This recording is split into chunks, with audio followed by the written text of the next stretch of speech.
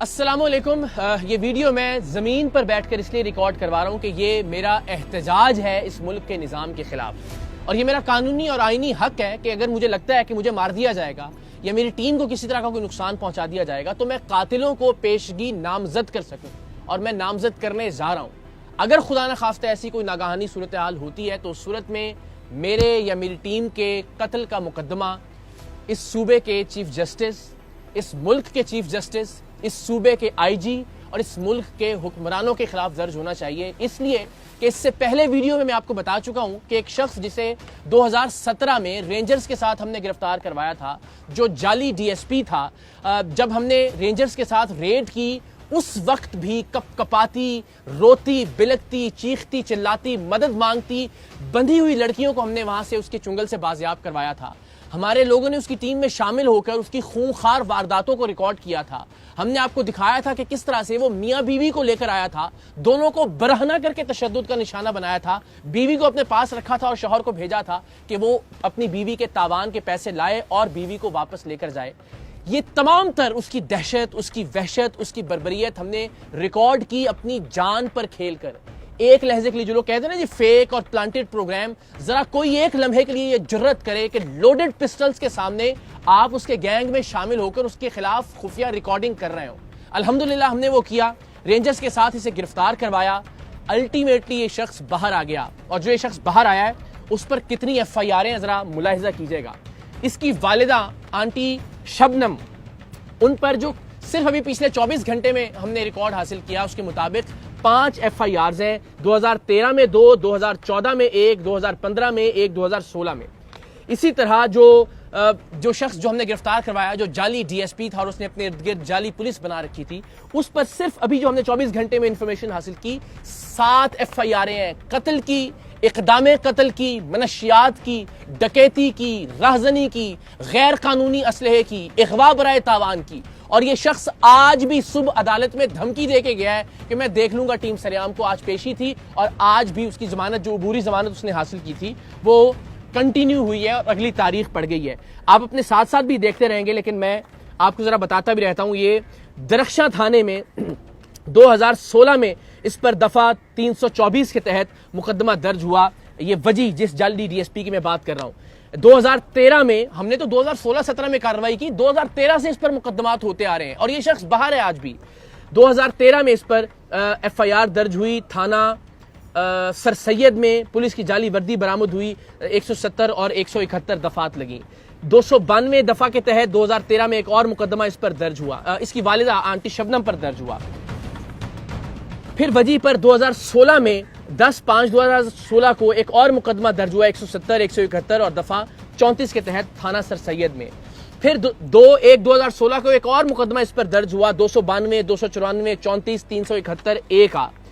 پھر وجی پر 2016 میں 10/5/2016 کو ایک اور مقدمہ درج ہوا سندھ آرمز ایکٹ کے تحت، جس میں ایک پسٹل 9mm برآمد ہوئی، 3 عدد لوڈڈ میگزین برآمد ہوئے اس سے.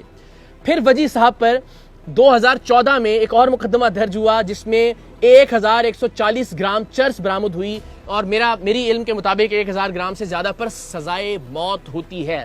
لیکن یہ صاحب آج بھی باہر ہیں اور دھمکیاں دے رہے ہیں. اگین دھمکیوں سے ڈرنے والے نہیں، ہر دوسرا آدمی اسی کیلیبر کا ہم نے الحمدللہ بے نقاب کیا ہے، اور یہ سارے کے سارے ہماری جان کے در پہ ہیں. لیکن چونکہ اس نے کوشش کی اغوا کرنے کی ہماری ٹیم کے ایک ممبر کو، اس کی سی سی ٹی وی فوٹیج بھی آپ دیکھ سکتے ہیں، ہم نے پچھلی ویڈیو میں بتایا بھی، تو اس لیے ذرا ہم بے نقاب کرنا چاہ رہے ہیں اس ملک کے سسٹم کو بھی کہ یہ اتنی ایف آئی آروں کے باوجود یہ آدمی اس وقت کھلا پھر رہا ہے اور دھمکیاں دے رہا ہے.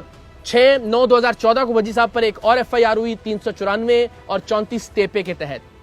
اس شخص پر جعلی ڈی ایس پی وجی پر 2/1/2014 کو ایک اور مقدمہ درج ہوا سندھ آرمز ایکٹ کے تحت، جس میں ریوالور 32 بور 2 راؤنڈ زندہ یعنی اور بغیر لائسنس کے یہ برآمد ہوئے. سے ساری آپ اپنے ساتھ اپنی اسکرین پر دیکھ سکتے ہیں. 28/5/2015 کو وجی پر ایک اور مقدمہ درج ہوا 342، 324، 355، 170، 171، 392، 34، 504، 337 یہ دفعات لگیں اس کے اندر.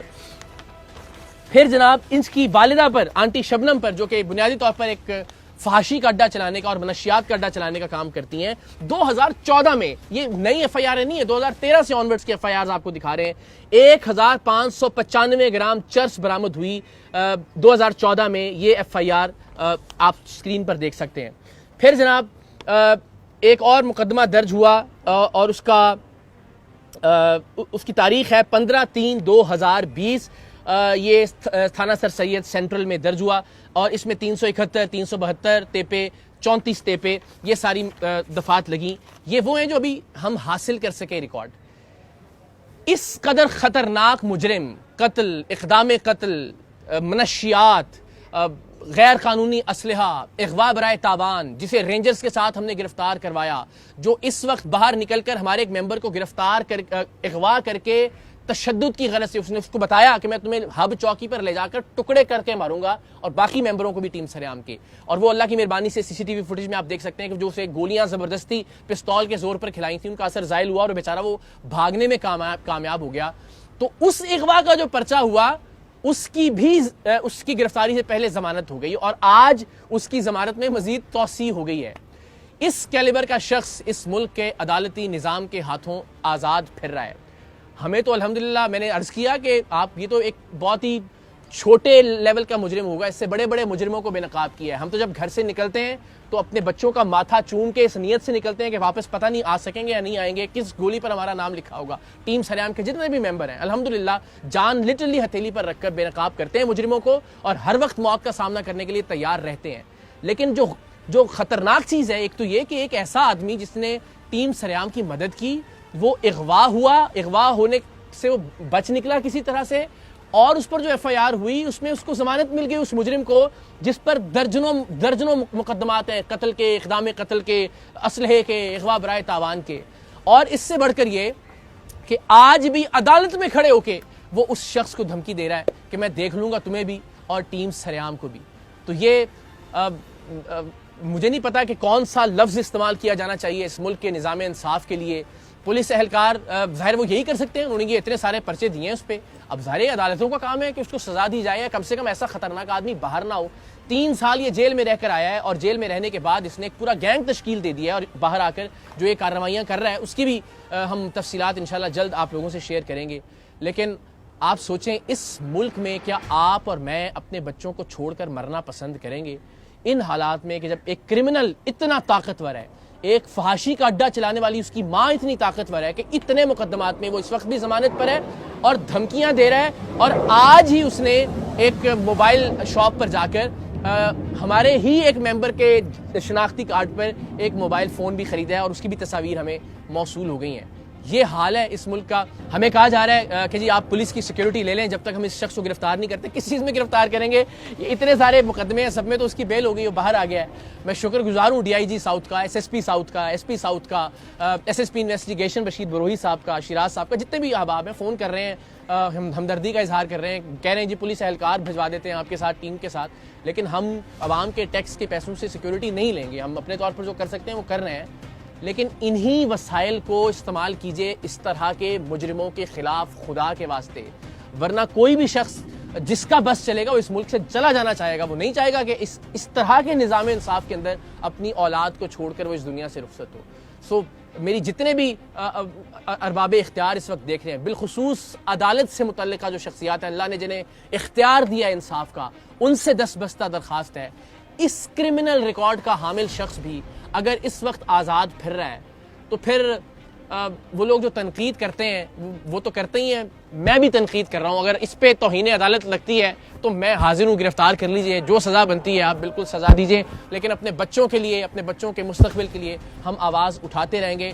مقصد کوئی ہمدردی وصول کرنا نہیں ہے, کوئی سیکیورٹی لینا نہیں ہے, اور نہ انشاءاللہ العزیز ہم لیں گے. مقصد صرف بے نقاب کرنا ہے اس ملک کے نظام انصاف کو, یہ بتانا ہے کہ اس ملک میں مجرم, قاتل, اغوا کرنے والا, فحاشی کا اڈا چلانے والا, منشیات کا اڈا چلانے والا کتنا طاقتور ہے, اور سچ دکھانے والا اور سچ کو بے نقاب کرنے والا کتنا ولنریبل ہے, کتنے خطرے میں ہے. اللہ تعالیٰ پاکستان کا حامی و ناصر ہو. ہم اپنے حصے کی شمع روشن کرتے رہیں گے, چاہے اس شمع میں, اس دیے میں ہمیں اپنا لہو شامل کرنا پڑے. انشاءاللہ. پاکستان زندہ باد.